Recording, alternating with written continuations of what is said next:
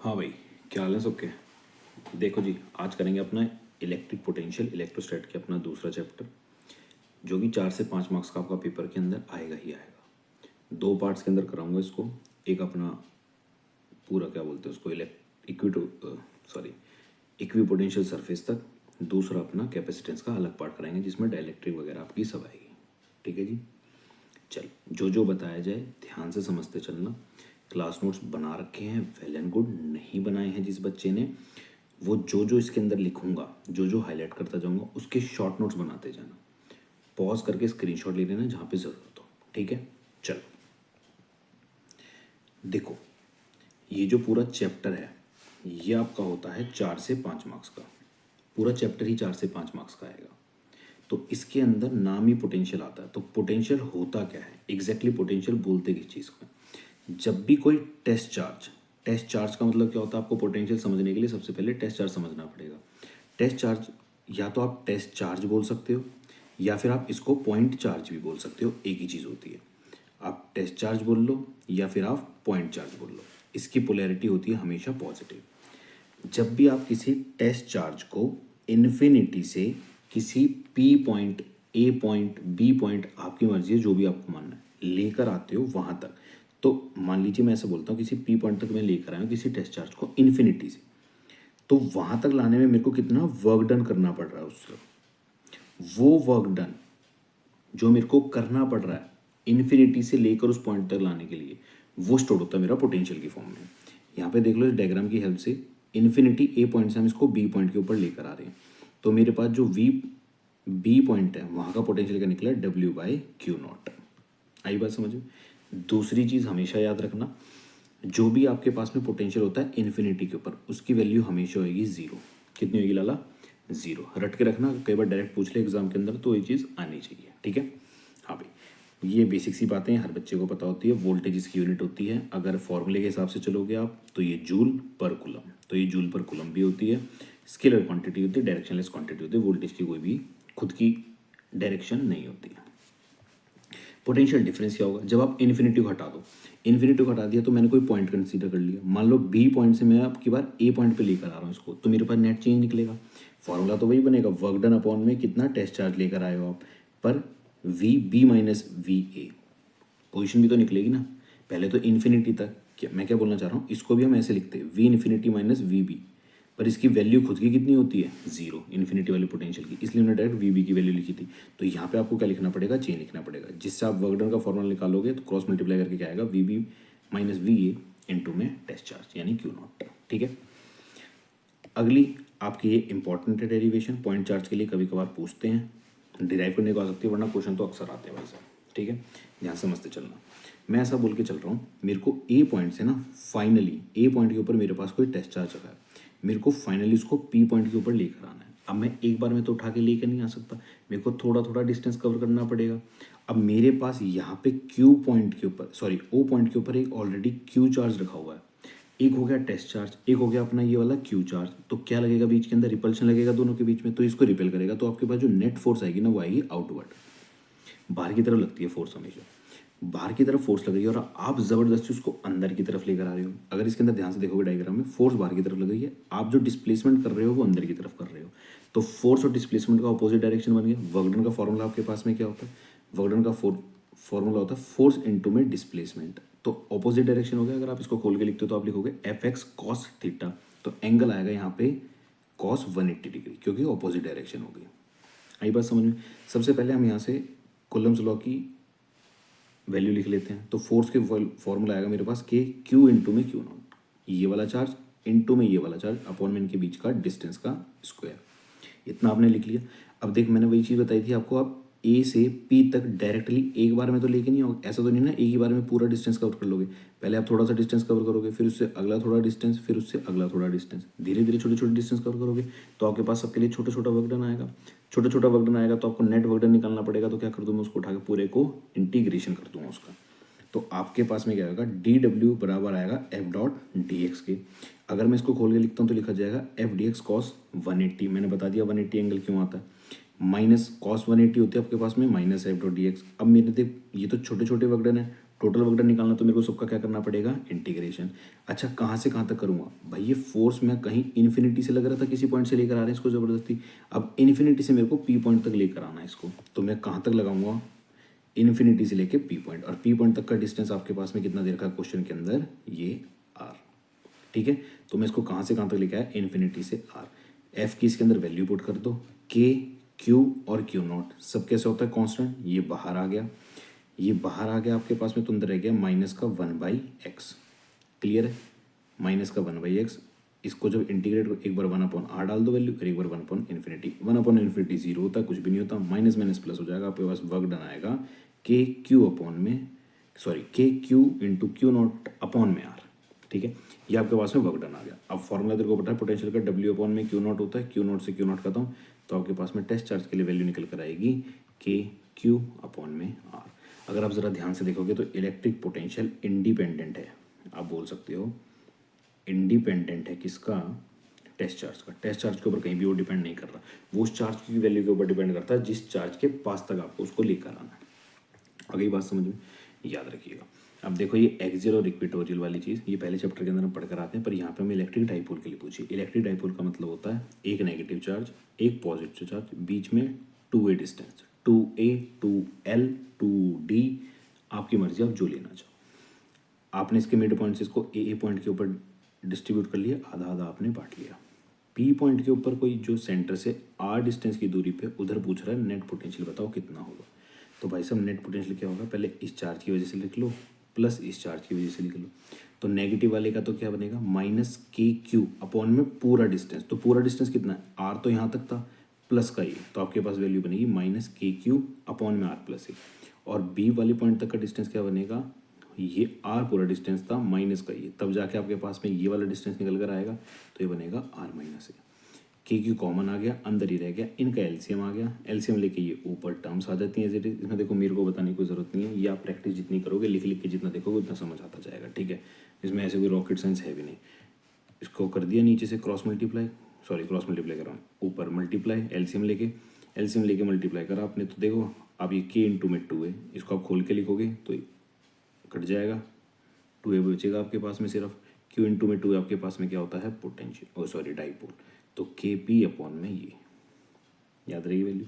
अब हम ऐसा मान के चलते हैं जो r की वैल्यू है ना वो मच ग्रेटर देन a है, यानी बहुत ज़्यादा डिस्टेंस के ऊपर रखा हुआ हमने कोई ऑब्जेक्ट, तो आप a को नेगलेक्ट करोगे तो आपके पास वैल्यू निकल कर आएगी के पी अपॉन में r², याद रखना।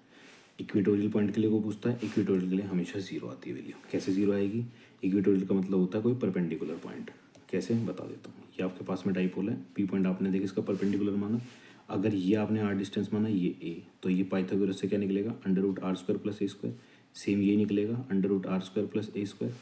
अब दोनों की वैल्यू निकाल के देखो, ये नेगेटिव हो गया, ये पॉजिटिव हो गया, दोनों की वजह से नेट आंसर सेम आएगा, जीरो निकल कर आएगा लास्ट में आपका रिजल्टेंट। तो के पी अपॉन में r² होती है एक्सियल के लिए, इक्वेटोरियल के लिए हमेशा जाएगी आपके पास में जीरो। अब आ जाओ electric potential at any general point. ये जहाँ तक मेरे को याद आ रही है, मैंने शायद ये नोट्स के अंदर तुम्हें नहीं कराई है ना,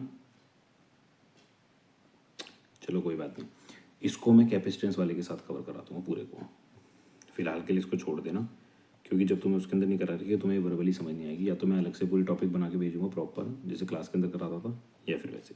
ठीक है, अगला आ जाओ पोटेंशियल एनर्जी के ऊपर। अगला पोटेंशियल एनर्जी के ऊपर आओगे तो देखो कुछ नहीं है, जो आप वर्क डन कर रहे हो वही किसकी फॉर्म में स्टोर होता है, एनर्जी की फॉर्म में स्टोर होता है, तो वही वर्क डन एनर्जी की फॉर्म में स्टोर होता है, वर्क डन की वैल्यू निकालो एनर्जी की फॉर्म में स्टोर हो जाएगा।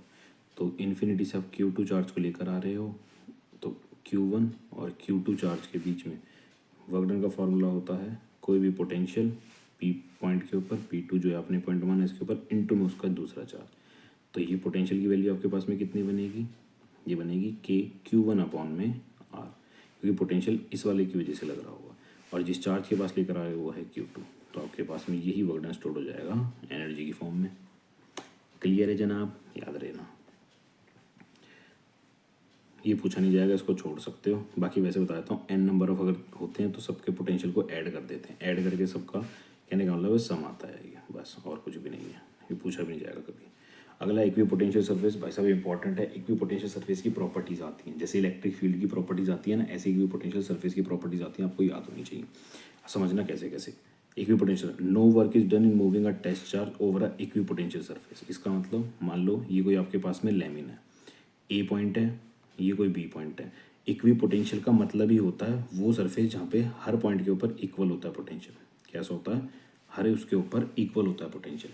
अब आप ए से बी की तरफ लेके जाओ, बी से सी कोई पॉइंट होगा उस पर लेके जाओ, डी पे लेके जाओ, हर जगह तो पोटेंशियल सेम है। तो आपके पास में वर्क डन निकलता कैसे है? वर्क डन निकलता था V A minus V B या V B minus V A into में ज़ीरो।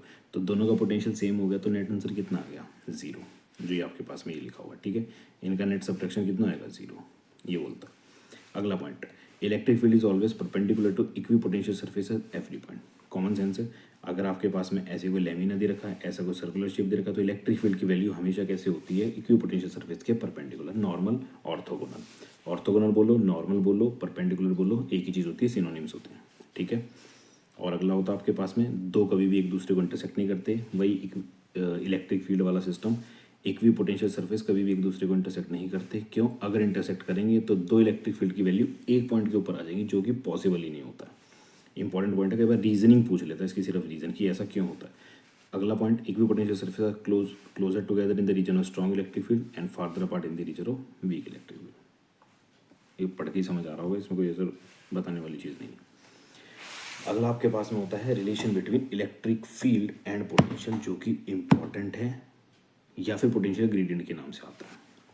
समझना बेसिक्स ये, वैसे तो इतने ज़्यादा कोई टफ नहीं है, बट ये है अच्छी, और इसके अंदर आपको थ्योरी ऐड करनी पड़ेगी, जो ये थ्योरी आपको लिख रखी है बोर्ड्स के अंदर। अगर ये आती है, एक सेकेंड, बोर्ड्स के अंदर अगर ये डेरिवेशन आती है तो आपको ये थ्योरी ऐड करनी पड़ेगी, क्योंकि थोड़ी अच्छी लगती है वाली डेरिवेशन अगर इसके साथ कर कर आते हो आप। समझना, एक ओ पॉइंट है, एक अपने पास में ए पॉइंट है, प्लस क्यू चार्ज रखा हुआ है ओ पॉइंट के ऊपर, ए के ऊपर रखा हुआ आपके पास कोई टेस्ट चार्ज। अब आपको पता है पॉजिटिव चार्ज कोई भी होगा तो पॉजिटिव से इलेक्ट्रिक फील्ड निकलती है बाहर की तरफ, और नेगेटिव के अंदर आती है। तो पॉजिटिव से अगर बाहर की तरफ निकल रही है तो इलेक्ट्रिक फील्ड की बाहर की जाते हुए डायरेक्शन आएगी इसके अंदर, ठीक है। अब इलेक्ट्रिक फील्ड की वजह से फोर्स आती है हमेशा, किसी भी चार्ज के ऊपर कोई भी चार्ज रखा हुआ होगा तो उसके ऊपर फोर्स हमेशा कितनी आती है? इलेक्ट्रोस्टैट के अंदर पहले चैप्टर पढ़कर आए, क्यू इंटू में ई। फोर्स कितनी आएगी? क्यू नॉट इंटू में, यहाँ पे क्यू नॉट लिखा है क्योंकि टेस्ट चार्ज है। अब देखो, इसको लेकर तो हमें अल्टीमेट बी पॉइंट के ऊपर ही आना है। हमारा गोल तो यही हो रहा है ना कि इन्फिनिटी से किसी पी पॉइंट के ऊपर, बी पॉइंट के ऊपर, हर बार किसी ना किसी पॉइंट के ऊपर लेकर आते जा रहे हैं, ठीक है। तो छोटा सा वर्क डन करना पड़ेगा, छोटे छोटे वर्क। फोर्स इंटू में डिस्प्लेसमेंट, फोर्स की वैल्यू आपने क्या निकाली? क्यू इंटू में ई, क्यू इंटू ई इंटू में डी आर बना आपके पास में। खोल के लिखोगे तो 4 FDR cos थीटा आएगा। अब देख, इलेक्ट्रिक फील्ड अंदर की तरफ, अंदर डिस्प्लेसमेंट हो रहा है आपका cos 180, माइनस की वैल्यू बनेगी, माइनस की आपके पास ये वैल्यू बनी। अब अगर मैं क्यू नॉट को नीचे लिया हूँ तो मेरे पास क्या ये इक्वेशन बनकर आएगी? बोल हाँ या ना, याद है। अब दूसरी चीज़, अभी आप पढ़कर आए हो, जो आपके पास में वोल्टेज होता है वो वर्क डन अपॉन में क्यू नॉट होता है। तो यहाँ पे छोटे वर्क डन की बात करी जा रही है, तो आपको जो अमाउंट भी मिलेगा वो कैसा मिलेगा? छोटा ही अमाउंट मिलेगा। जो आपको पोटेंशियल का अमाउंट मिलेगा वो भी कैसा मिलेगा? छोटा। तो आप दूसरी इक्वेशन लिखोगे D V equals to D W upon में क्यू नॉट। ये पहली इक्वेशन, ये दूसरी इक्वेशन, दोनों को उठा के इक्वेट करोगे, आपके पास में E equals to minus D V by D R निकल कर आएगा। मोस्ट इंपॉर्टेंट, यहाँ पे जो D V by D R आया, इसको आप पोटेंशियल ग्रेडियंट बोलते हो। क्या बोलते हो लाला? Potential gradient. दूसरी चीज़, यहाँ पे जो नेगेटिव साइन है ये इसके आगे इंडिकेट कर रहा है। ये नेगेटिव साइन आपको न्यूमेरिकल्स आते हैं और कहीं पे यूज़ करोगे, नहीं लेके चलना। आपको सिर्फ इसके डेरिवेशन के अंदर दिखाना है, वो भी इसका सिग्निफिकेंस। कल को पूछ रहे नेगेटिव साइन क्यों आया या इसका सिग्निफिकेंस क्या होता है? ऑपोजिट डायरेक्शन दिखाता है कि जो चार्ज है वो तो ऑपोजिट डायरेक्शन मूव कर रहा है, इलेक्ट्रिक फील्ड उससे ऑपोजिट डायरेक्शन में मूव कर रहा है, जिसकी वजह से नेगेटिव साइन आता है। एक फॉर्मूला आपको सुना होगा V equals to E D, वो यहीं से निकला है। इसी को जो कंप्लीट लिखते हो डी वी को, तो V लिखते हैं, इसको E, और R की जगह R distance, L distance, D distance ऐसे लेके चलते हैं। तो V equals to E D, ये सेम ही फॉर्मूला होता है, कहीं आगे जाके कन्फ्यूज हो। क्लियर है? याद रखना, ये लिखा हुआ जो मैंने बताया, भी पोटेंशियल ग्रेडियंट होता है, नेगेटिव साइन ये होती है, वेक्टर क्वांटिटी होती है, ठीक है, याद रखिएगा। अब अगला होता है आपके पास में ये अगर ड्रॉ करने को आ जाए तो आ जाए। पॉजिटिव साइन है, पॉजिटिव साइन मैं ऐसे बना देता हूँ। मान लो आपके पास में कोई पॉजिटिव चार्ज है, भाई आपको पता है इसकी इलेक्ट्रिक फील्ड बाहर की तरफ निकलती हैं, तो जो इसके पोटेंशियल के सरफेस बनेंगे वो कैसे बनते हैं? स्फेरिकल, जो ये डॉटेड से बना रखे। नेगेटिव के अंदर इलेक्ट्रिक फील्ड्स आती हैं तो बनेंगे कैसे, स्फेरिकल। पॉजिटिव से इधर की तरफ जाती हैं, डाइपोल होता है जो, पॉजिटिव से नेगेटिव की तरफ जाती हैं, इलेक्ट्रिक फील्ड का, अच्छा इलेक्ट्रिक फील्ड के भी आ सकते हैं, इलेक्ट्रिक फील्ड भी देख लेना इसके अंदर, ठीक है। तो इसका भी स्फेरिकल बनेंगे इक्विपोटेंशियल सरफेस, इसके भी स्फेरिकल बनेंगे। ये तो रटी रटाई बात है। कल को मान लो दो के सेम आ जाए तो इक्विपोटेंशियल कभी भी एक दूसरे को क्रॉस तो करते नहीं, ये मैंने अभी आपको बता ही दिया है। तो एक पॉइंट ऐसा आएगा, ये आके मर्ज हो जाएंगे, जो आउटर मोस्ट लेयर दिखा रखी है ना, ये मर्ज हो जाएंगे। दो नेगेटिव आएंगे तो भी सेम डायग्राम बनता है, दो पॉजिटिव आए तो भी सेम ही बन रहा है डायग्राम। इसके अंदर ये रहे पैरेलल बीम्स आएंगे आपके पास, पैरेलल रेज आएंगी, तो उसके लिए प्लेन लैमिना शीट्स की तरह बनती हैं, ठीक है। आएगा तो बना लीजिएगा। चलो यहाँ तक आपका ये हो गया, ये अपना पहला पार्ट हो गया। कैपेसिटेंस वाला जो भी पार्ट होगा वो अपन दूसरी वाली के अंदर निपटाएंगे।